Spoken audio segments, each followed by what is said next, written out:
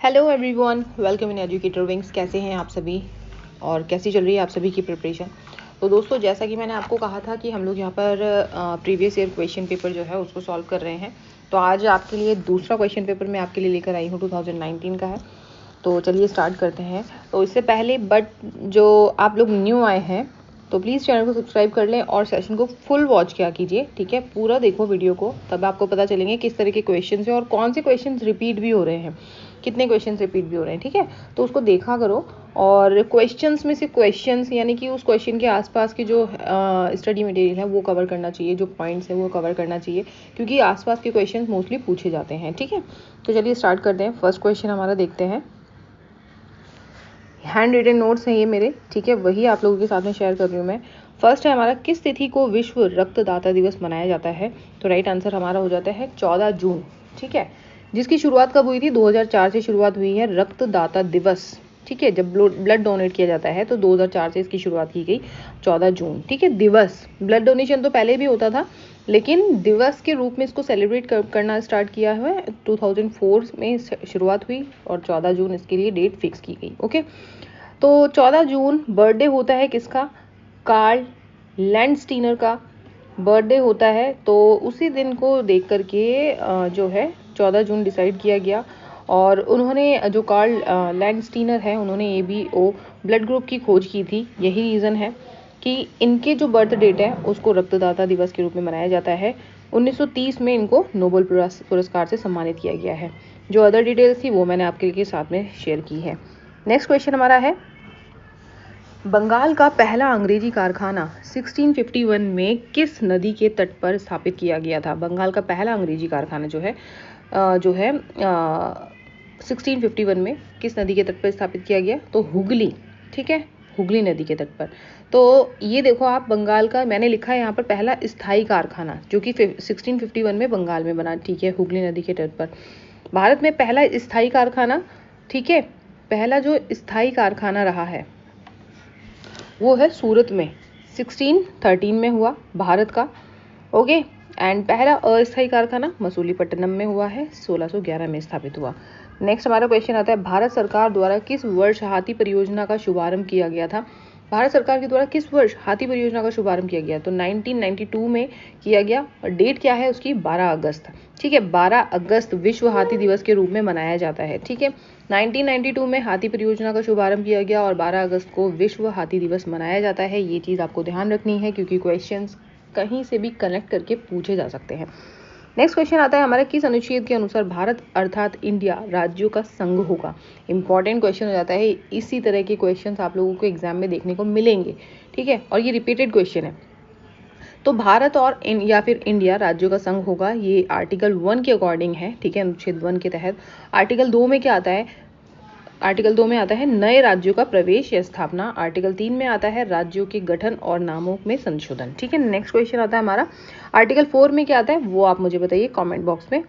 Next आता है हमारा क्वेश्चन, सिस्टेमा नेचुरी नामक पुस्तक स्वीडिश वनस्पति शास्त्री के द्वारा लिखी गई है। तो कौन है वो जो वनस्पति शास्त्री हैं, ठीक है, स्वीडिश हैं, किनके द्वारा लिखी गई है? सिस्टेमा नेचुरी जो बुक है किसके द्वारा लिखित है? तो कार्ल लिनियस के द्वारा लिखित है, ठीक है। नेक्स्ट क्वेश्चन पर हम लोग चलते हैं, कौन सा जानवर मोलस्का का उदाहरण नहीं है? कौन सा जानवर मोलस्का का उदाहरण नहीं है? तो स्कोलोपेंद्र, ठीक है, स्कोलोपेंद्र है जो कि मोलस्का का जानवर नहीं है। तो मोलस्का का जानवर जो है वो कौन से हैं, ये इसमें लिखा हुआ है आप लोगों के लिए। एक्चुअली सॉन्ग वगैरह की आवाज़ आ रही थी तो मैंने अभी बस गेट क्लोज किया कि डिस्टरबेंस क्रिएट ना हो। पता नहीं मम्मी इतना तेज़ वॉल्यूम करके क्यों सुनती हैं फ़ोन को। वेल, कौन सा जानवर मोलस्का का उदाहरण नहीं है? तो स्कोलोपेंद्र है। उदाहरण हमारे देखते हैं, जो जानवर हैं मोलस्का के उदाहरण हैं, ठीक है, वो है सीप, घोंघा, ऑक्टोपस, स्किड, स्लग और मसल्स, ठीक है। तो ये हमारे मोलस्का के उदाहरण हैं। नेक्स्ट क्वेश्चन आता है हमारा, भारतीय नाभिकीय परीक्षण स्थल पोखरण कहाँ स्थित है? तो पोखरण कहाँ पर स्थित है? जैसलमेर राजस्थान में स्थित है। आपने मूवी देखी होगी, जो है एक मूवी थी ना, परमाणु, यस, परमाणु मूवी थी। तो उसको आप जानते होंगे, है ना, उसमें जैसलमेर वगैरह का जिक्र हुआ है जहाँ पर परमाणु जो है परीक्षण हुआ था। नेक्स्ट हमारा क्वेश्चन आता है, एल्यूमिनियम पर ऑक्साइड की एक मोटी परत बनाने की प्रक्रिया है। एल्यूमिनियम पर ऑक्साइड की एक मोटी परत बनाने की प्रक्रिया कहलाती है, क्या कहलाती है? एनोडीकरण, एनोडीकरण कहलाती है। ठीक है, ध्यान रखना ये चीज़ें। नेक्स्ट क्वेश्चन आता है, 1818 में भारत की पहली कपड़ा मिल किसके पास फोर्ट ब्लास्ट में स्थापित की गई थी? यानी कि कहाँ पर स्थापित की गई थी, किस राज्य में स्थापित की गई थी? 1858 में भारत की पहली कपड़ा मिल जो है कलकत्ता में स्थापित की गई थी, जो कि विफल रही थी, सफल नहीं रही थी।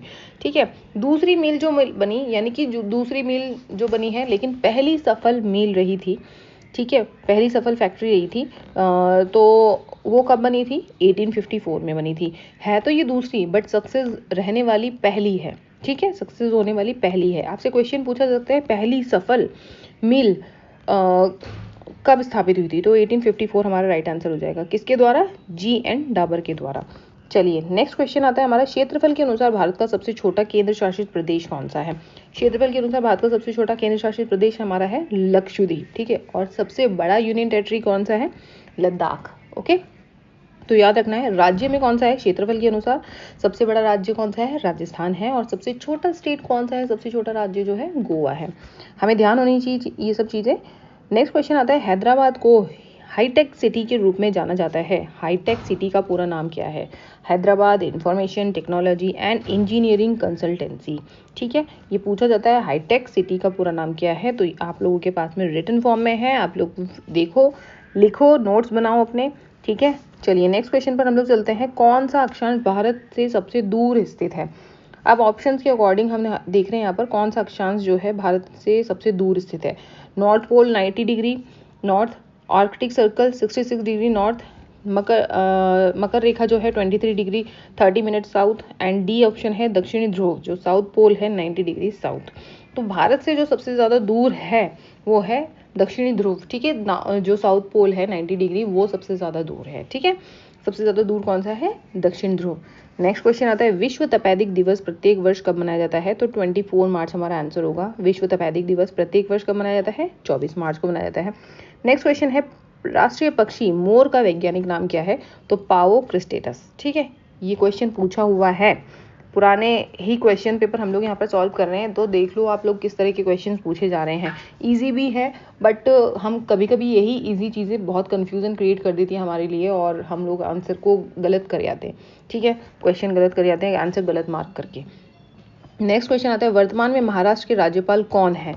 उस समय का जब क्वेश्चन पेपर था हमारा 1920 है ना, जो 2019 का, तो उस समय के जो महाराष्ट्र के राज्यपाल थे तो उस समय क्वेश्चन पूछा था। अभी मैंने इसको चेंज कर दिया है, तो वर्तमान के राज्यपाल जो हैं हमारे रिसेंटली 2025 में जो हैं महाराष्ट्र के, तो वो है CP राधाकृष्णन।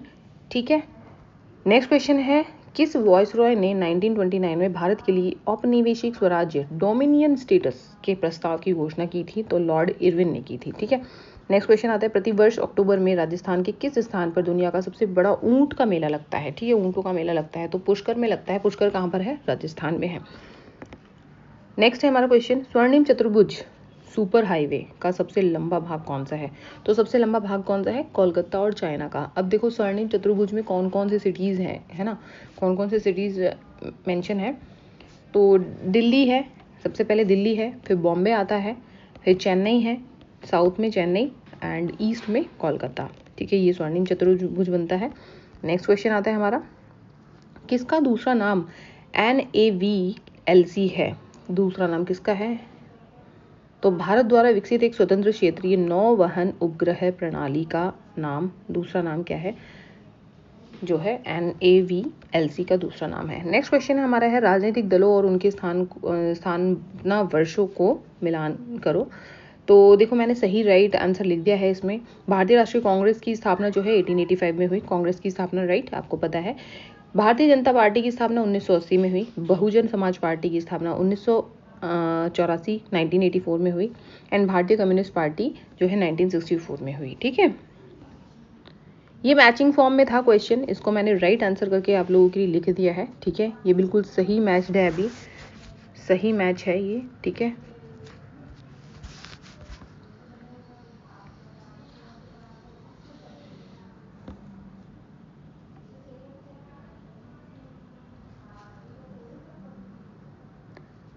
नेक्स्ट है हमारा क्वेश्चन,